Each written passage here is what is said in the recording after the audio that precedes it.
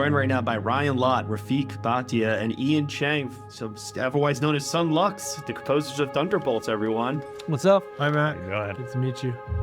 It is so wonderful to be talking with you guys. You guys were so kind to us, lending your time during the Everything Everywhere All at Once press tour. I'm happy to circle around with you guys here for Thunderbolts. That's got to be something, right? Oscar nomination for the Best Picture winner, go right into an MCU film. Tell me, what does that timeline look like from 2022 till now? Crazy. Yeah, really crazy. Yeah, it's like one of those things where you can imagine you're like, you know, like 3 years from now, what if I could say I'd like have like an Oscar nomination and for best picture, and then like be scoring a Marvel movie. It's like nah, that'll never happen. You know, neither of those would ever happen. So, but you know, life is strange. I have to imagine this was all spawned from Ryan, your relationship with Jake working on Paper Towns back in 2015, right? Yeah, that's right. Yeah, so like when he came, so we stayed in touch, mostly just me from afar, like being a fan of his continued work. I think I texted him after I saw a really funny episode of Dave that he had directed. And between that time and the time when he hit me up and said, what do you think about Thunderbolts? You think you guys might be yeah. Was the first response what is a Thunderbolt? No, I knew exactly what it was. I mean, I knew exactly because like I said, I knew what he was up to, and you know, I know how to use imdb.com. I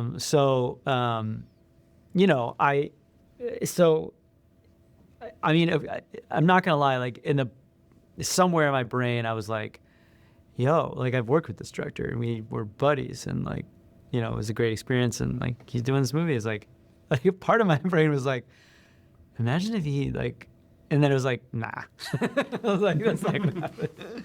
But yeah, I mean, in the wake of Everything Everywhere, that was like just such a wild ride. And to be honest, I don't think after that experience I'll ever discount anything anymore that seems very unlikely.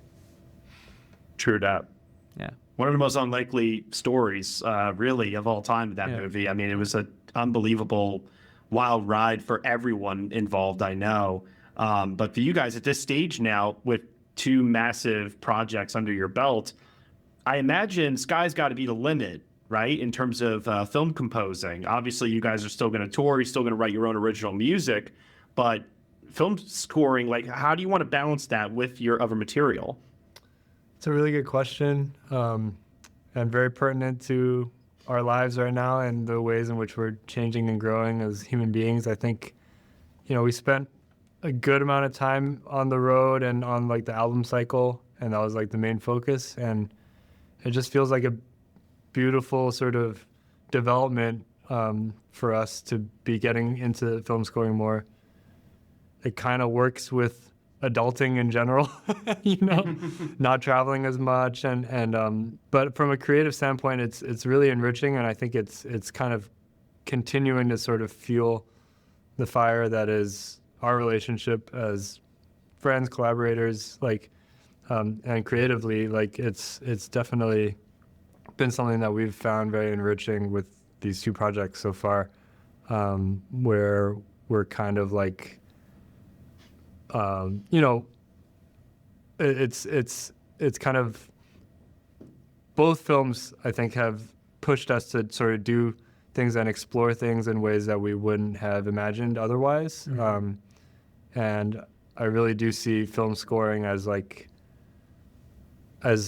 unique opportunity for growth in every project, because every project is going to be different and have just like very different, very specific demands, and that's definitely true for both of these films. And it's definitely a big part of what we do now, I would say. And but we're also still, it's a balance though. I think we're not trying to completely like not make original Sunlux music anymore or anything like that. So we're still making. Yeah, I think both. Records. Yeah, it all feeds the soul in different ways for sure. Yeah, absolutely. So I understand that you guys started working on the score for Thunderbolts, Asterix, as I've been saying, the first week of February, Abbey Road Studios in London. So we are now, oh gosh, April 27th. When did you guys lock this down? Because I'm always amazed at the turnaround time for film scores. No, we've been working on it for, I think it was 2 years or something ago that we started talking about it.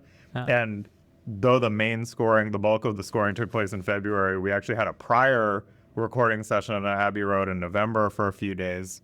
And prior to that, for a whole year plus, we had been working with Jake developing themes in advance of them shooting anything. In fact, at the first table read that the actors did, there was a suite of our music that Jake wanted to play them so that they would get a sense of the sound that he and we were dreaming up for this film. And so it really actually was a very long and drawn out process, and deliberately so, because I think we were really excited, especially coming off of Everything Everywhere and having had the experience of also starting on that film really, really early before they had cast anyone or shot anything.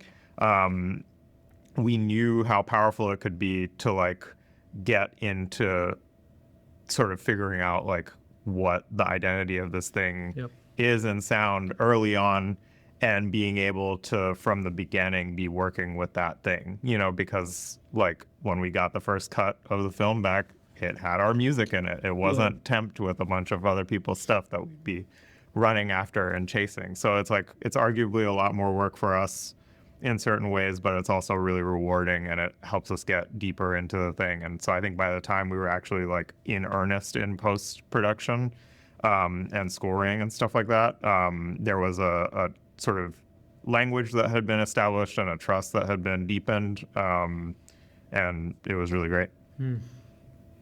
So there was never like any pressure or anything like that to say you have to fit within the mold of what the sound of the MCU is or anything like that? No, I mean, in fact, I think the charge was to define it, you know, to be ourselves. And, you know, these characters come from, they have a trajectory, they're represented in the film, they come from a trajectory that's established, but it is its own film. It has its own feeling, it has its own score, has its own look. And I absolutely know that Jake, one of the reasons I think he was perfect to direct this film is that he really had a vision for how that could be done. How could you make a film that honors the MCU tradition that's well established? This 36th film in the MCU trajectory. So it's like, wow, it's a huge precedent. It's kind of a, it's a Herculean task. But he was up to the challenge, and we were super fortunate that he welcomed us on board. And the reason why we were so excited was because that there wasn't ever this like, okay, now step in line.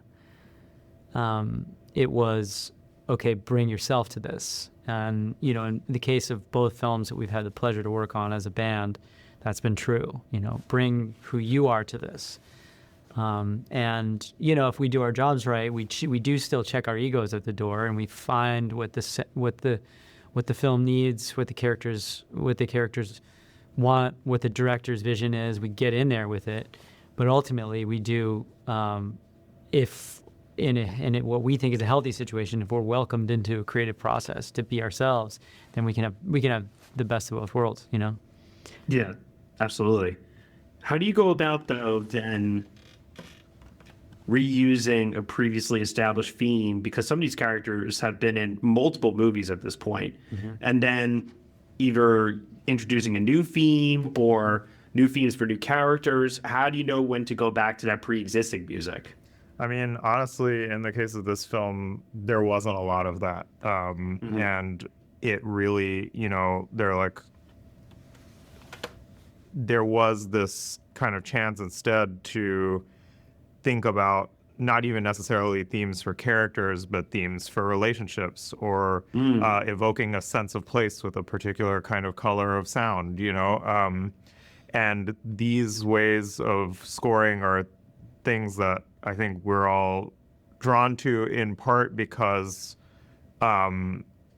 it can lead to a sort of animation of push and pull and tension, and also like a way of creating something that like a good character theme in many ways can be cloaked in many different, like dressed in different kinds of clothing, if you will, like and there's, because of the fact that Jake was given this trust by the studio, and he gave us this trust of trying to find within the realm of this film our own little version, little world inside of the Marvel universe. I think we were able to sort of really make this something that has its own energy and is a little bit different, but also I think will feel related to other things in other ways. And one other similarity too that I definitely noticed while watching this compared to Everything Everywhere All at Once is how, yes, they have action, they have thrilling moments, of course, so people are expecting that from an MCU film. But I did not expect this movie to delve so deep psychologically into trauma, emotional distress, the void, literally and figuratively. And so when thinking about like also themes that were explored in Everything Everywhere All at Once, what the character of Evelyn was going through, and all of those characters, really, you guys are definitely a great fit for this material. But tell me, how do you balance those quiet, gentler moments where that introspection must occur versus the more bombastic, blow shit up type of excitement? I think one of the things that Jake kind of did as a director in working with us that was really smart in retrospect, and this was part of, I think, what he had just in mind vision-wise for this film as a whole, was to make it feel more grounded, more kind of like tangible and gritty and human, and like you said, like really focusing on getting the emotional aspects of it to really hit right. And with that vision in mind, when we first started meeting with him, he told us right out the gate that he wanted to push against sort of the expectation of bombast to start with. And in a lot of ways, actually, I think he maybe imagined that the film wouldn't have as much bombast as it ended up having, because it still needed it for certain scenes. But like by starting with early on with like generating ideas and things that were more kind of small and intimate, and not only just for sort of intimate emotional scenes, but even for some more kind of activated, kind of like intense kind of music as well, but coming from a palette that was still more small, if that makes sense. Like what happened was that there was a lot of room to grow, so that when it was clear that the story and the picture really needed some kind of really big driving bombast, it was something that like felt like almost cathartic in a way to like hit that, rather than like starting out with a ton of ideas that were really bombastic and then like kind of not knowing where to go from there, if you know what I mean. Like it like kind of really helped us build the score in that way, starting from a vision of things being more minimal and small, and then kind of being able to step into these bigger moments. I think that's kind of how the process went, and I think it lended itself to maybe the balance that you're talking about. Yeah. Well, it definitely got an emotional response out of me. I'm sure it will for audiences as well. The three of you, thank you so much. I can't wait to see where your careers go from here, truly. Awesome. Thank you so you. much. Thank you. Good to see you. Good to see you. Great to see you. Take care. Bye.